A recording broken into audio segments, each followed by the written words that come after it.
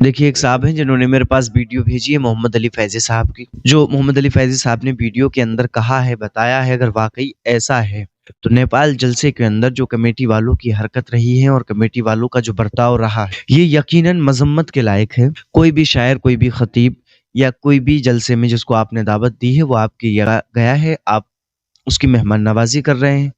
अगर आप उसकी तौहीन करेंगे, उसकी बेइज़्ज़ती करेंगे और ऐसे तौहीन भरे जुमले बोलेंगे, उलमा की शान में बोलेंगे, शोरा खुतबा की शान में ऐसे अल्फाज का इंतखाब करेंगे, तो ज़ाहिर बात है मोहम्मद अली फैज़ी क्या कोई और होगा, वो भी चला जाएगा।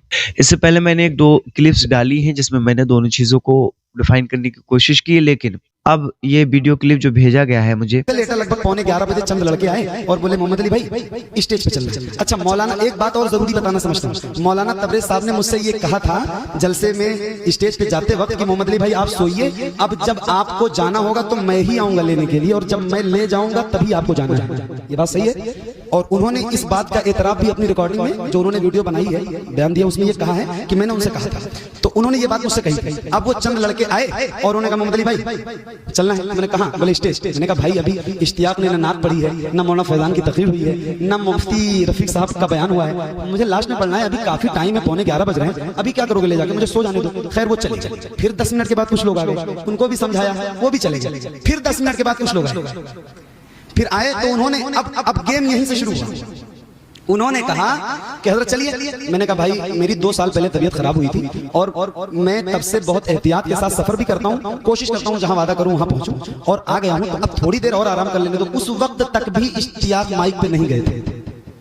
उस वक्त भी जब वो तीसरे लोग आए ना, तीसरी बार, तब भी ये माइक पे नहीं गए थे। और ना मौलाना फैजान की तकरीर हुई थी, ना मुफ्ती रफीक की तकरीर हुई थी। फिर मैंने उनसे जब कहा तो बोले कि तुम लोग खाली खाने और सोने आते हो, तुम लोगों को खाने यही, मतलब उन्होंने अपनी लैंग्वेज में बताया, लेकिन अब चूंकि ये बयान मैं दे रहा हूं तो उर्दू जबान में बता रहा हूं, क्योंकि ये वीडियो पता नहीं कहां जाएगी तो लोगों को समझने में आसानी होना है। तो कहीं उन्होंने कहा कि तोरे खाली खाए सोए आया हो, तोरन का खाली खाए सोए कति बुलाए हैं, तोरे मौलाना हो, जितना मौलाना आवत है खाली खाते सोते, एक मिला भारियम सोवत है तो तू सोए कति परेशान। मतलब मुफ्ती रफीक साहब उधर सो रहे थे बेचारे, तो उनको भी लपेटा और फिर उलमा को उल्टा सीधा कहने लगा।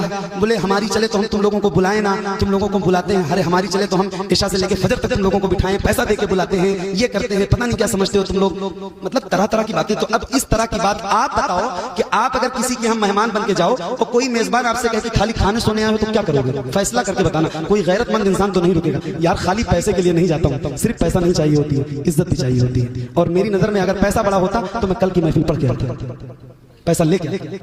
और इस बात का एतराफ मौलाना तबरेज साहब ने किया है कि मैंने उनसे कहा था कि जब मैं लेने जाऊंगा तब जाना। तो जब आपने ये बात कही थी तो वो 3 लोग कैसे आए? फिर उन्होंने कहा कि मुझे इल्म नहीं था। तो जब इल्म नहीं था तो आपने ये बयान कैसे किया माइक में कि 3-3 बार लोग उनको लेने गए और वो आए नहीं? यार ये भी तो हो सकता है कि वो लेने वाले कौन थे, मुझे क्या पता। आपने उनका चेहरा भी तो मुझे पहले से नहीं दिखाया था कि या तो मैं आऊंगा या ये लोग आएंगे। हो सकता है वो कोई और रहे हों, कोई मुझे वहां से कमरे से बिठा के अपनी गाड़ी में कहीं और लेके चला जाता। वो मेरा मुल्क भी तो नहीं था, मेरा फोन भी तो नहीं काम कर रहा था, मेरे फोन में नेटवर्क भी नहीं था। कोई हादसा हो जाता तो इसका जिम्मेदार कौन होता? जब आपने इतनी तंबी के साथ कहा था कि जब मैं लेने आऊंगा तब जाना, तो आप लेने क्यों नहीं आए जब मुझे ले जाना था स्टेज पे?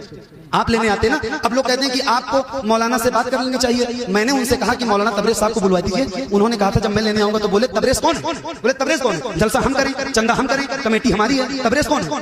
तो मैंने कहा यार जिसने मुझे बुलाया है उसी की यहाँ कोई अहमियत नहीं है तो फिर मेरी क्या अहमियत है? चलो भैया। फिर मैंने अपनी गाड़ी उठाई और मैं रुखसत हो गया। अब इसमें या तो मेरा घमंड हो या मेरा गुरूर हो, जैसा आप कहो, जैसी आपकी मर्जी हो वैसा कमेंट करने वाले कमेंट करते हैं, इससे फर्क नहीं पड़ता। मगर ये बात जान लो कि अगर मैं हिंदुस्तान से धनसार करवा के अपनी गाड़ी लेके फतेह मोहम्मद के साथ उस जलसे तक पहुंचा, वहां 2 घंटे 2.5 घंटे रुका, खाना खाया, नाश्ता किया, तो पढ़ने की गरज से ही गया था। अगर नहीं पढ़ना होता तो नहीं जाता। हाँ, कोई बात लगी दिल पे, कोई ऐसी बात लगी दिल पे तभी मैं वहां से आया था, वरना आता भी नहीं। और आखिर में एक बात कह देता हूं कि मौलाना तबरेज साहब तक ये बात मेरी पहुंचा दीजिए कि मेरे आने से उनको तकलीफ हुई हो, उनकी कमेटी को तकलीफ हुई हो, तो उनसे भी माजरत चाहता हूं, माफी चाहता हूं, क्योंकि मैं भी तो इंसान हूं ना यार, मेरे अंदर भी दिल है, धड़कता है, मैं रोज सफर में रहता हूं। मुझसे कहा गया है पर्सनली तौर पे कि आप इस पे भी बात करें, तो साफ तौर से मैं यही कहूंगा कि अगर मोहम्मद अली फैज़ी साहब जो कह रहे हैं और अगर ये बात बिल्कुल दुरुस्त है, तो फिर जो है पूरी तरीके से ये कमेटी वालों की गलती है और उन्होंने बदतमीजियां दिखाई हैं, इसके लिए उनको मुआफ़ी मांगना चाहिए। और रही बात मोहम्मद अली फैज़ी साहब का नजराना कि इतना क्यों लेते हैं, भाई क्यों देते हो आप? मार के लेते हैं आपसे, ज़बरदस्ती लेते हैं, छीन के ले जाते हैं क्या वो आपसे माँगते नहीं हैं, ज़बरदस्ती नहीं करते हैं। आपको उनकी ज़रूरत है, आप उनको बुलाना चाहते हैं, वो अपनी वो कीमत लेते हैं। और कोई कहेगा वो नात ख़ानी, खैर ये एक अलग मसला है, इस पे मैं बात नहीं करूँगा अभी। भाई कीमत देना ना देना वो एक अलग चीज़ है, वो आपने बुलाया, आपको देना पड़ रहा है, आप दे रहे हैं, ठीक है, जितना भी आपका तय हो 40, 50, 10, 20 चीज़ जो भी है।